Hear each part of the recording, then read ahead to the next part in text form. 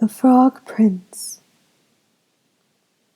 Once upon a time there was a princess who had a golden ball that she loved better than anything else. And one day, sitting in the garden on the edge of a wide well, she accidentally dropped the ball into the water.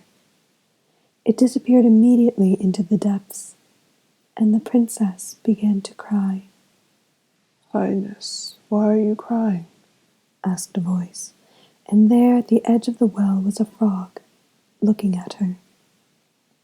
The princess jumped up in disgust, but the frog only looked at her.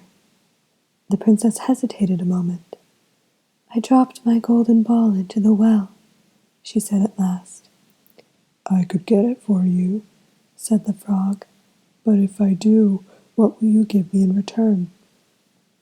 "I have this pearl necklace," she replied, "or this little gold ring."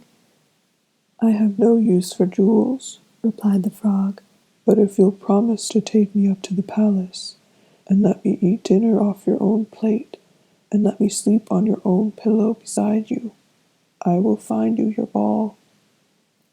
The princess did not like this, but she doubted that the frog could do much about it if she broke her promise.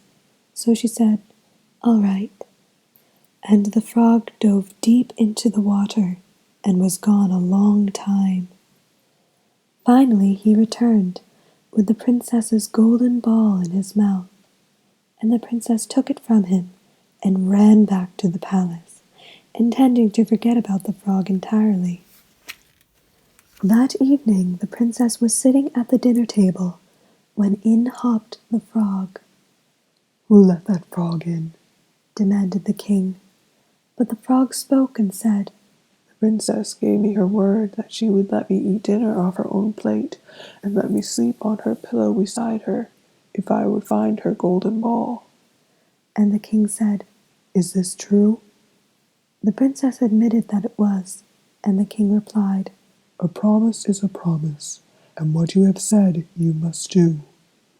And so the frog hopped up on the table and ate from the princess's plate until he was full. When it was time for bed, the princess ran up to her room, but the frog hopped slowly after her, and when he reached her room, he said, "Pick me up now and let me sleep on your pillow." The princess was so revolted, however, that instead she picked the frog up and threw him at the wall. Splat!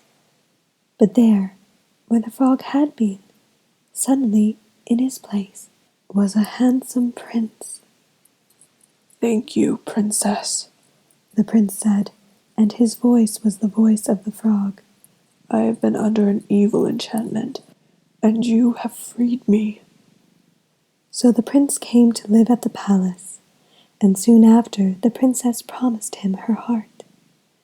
And that promise she kept very well. The end.